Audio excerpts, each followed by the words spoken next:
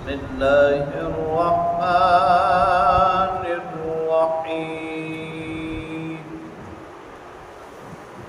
الطلاق مرتان فإمساك بمعروف أو تسريح بإحسان ولا يحل لكم أن تأخذوا مما آتيتموهن شيئا إلا أن يخافا ألا يقيما حدود الله فإن خفتم ألا يقيما حدود الله فلا جناح عليهما فيما افتدت به تلك حدود الله فلا تعتدوها ومن يتعد حدود الله فأولئك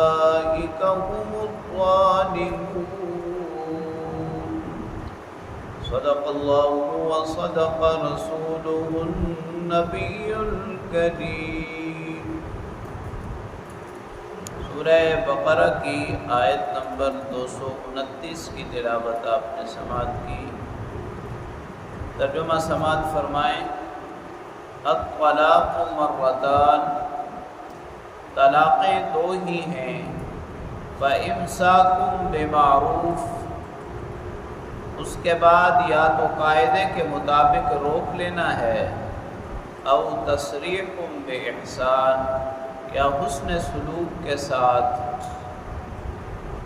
رخصت کر دینا ہے.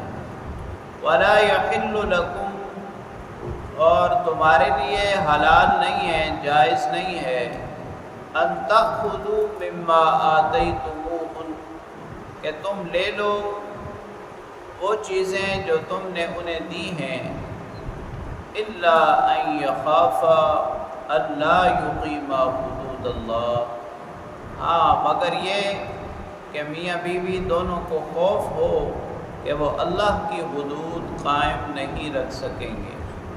فَإِنْ خِفْتُمْ، پھر اگر انہیں خوف ہو اللہ یقیما حدود اللہ، کہ وہ اللہ کی حدود کو قائم نہیں رکھ سکیں گے، فلا جناح علیہما، تو دونوں پر کوئی حرج نہیں ہے، فی مفتدت بھی، اس میں کہ عورت کوئی مال دے. تلک حدود اللہ، یہ اللہ کی حدود ہیں، فلا تعتدوها، ان سے تجاوز مت کرو. ومن یتعد حدود اللہ، جو شخص اللہ کی حدود سے تجاوز کرتا ہے، فاولئک هم الظالمون، وہی لوگ ظالم ہیں.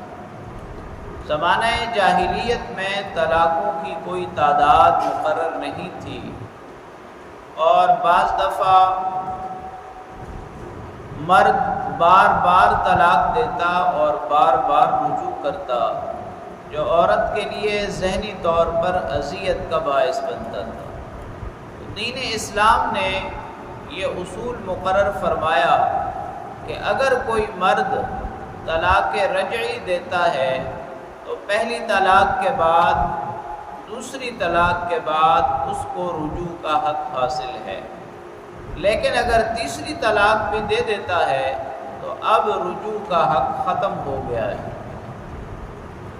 اور اگر ایک طلاق دینے کے بعد عدت گزر جائے تو پھر بھی رجوع کا حق ختم ہو جاتا ہے. ہاں البتہ ایک اور دو طلاقوں کے بعد اگر میاں بیوی دوبارہ آپس میں رہنا چاہیں، اللہ کی حدود قائم رکھ سکیں تو نکاح کر سکتے ہیں.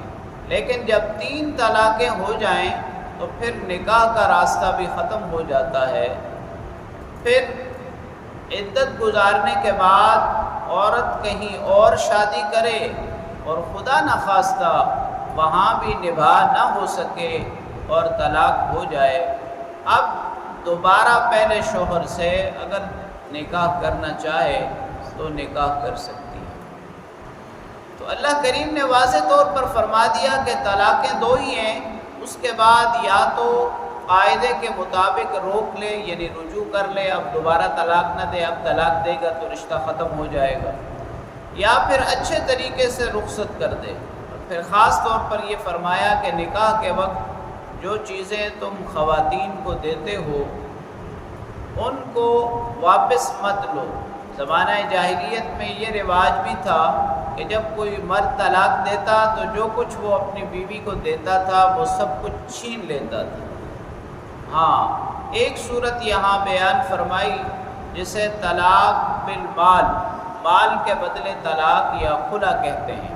یہ صورت یہ ہے کہ مرد کی کوئی غلطی نہیں ہے، مرد طلاق دینا بھی نہیں چاہتا، البتہ عورت طلاق لینا چاہتی ہے کسی بھی وجہ سے۔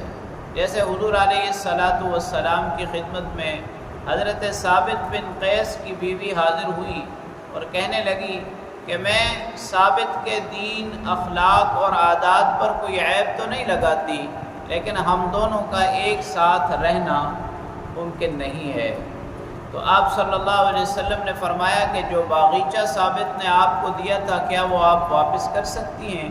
انہوں نے کہا جی ہاں، اس سے زیادہ بھی دے سکتی ہوں۔ تو آپ صلی اللہ علیہ وسلم نے فرمایا کہ وہ باغیچہ واپس لے لو اور اس کو طلاق دے دو۔ یہ طلاق بالمال بھی کہلاتی ہے اور خلا بھی کہلاتا ہے۔ اسی لیے اللہ کریم نے فرمایا کہ اگر میاں بیوی اللہ کی حدود کو قائم نہ رکھ سکتے ہوں تو پھر جو فدیہ طلاق کے بدلے عورت دے، یعنی خلا کا جو مال عورت شوہر کو دے، تو اس کے لینے میں کوئی حرج نہیں ہے۔ اور ساتھ ساتھ اللہ کریم نے یہ بھی واضح فرما دیا کہ یہ طلاقوں کی تعداد، طلاق کے بعد رجوع کا حق اور اسی طرح طلاق بالمال، یہ سب کے سب اللہ کی حدود ہیں، اور جو شخص اللہ کی حدود سے تجاوز کرتا ہے وہ ظالم ہے۔ اللہ کریم سے دعا ہے اللہ تعالیٰ کلام پاک کو پڑھنے، سمجھنے اور اس پر عمل کرنے کی توفیق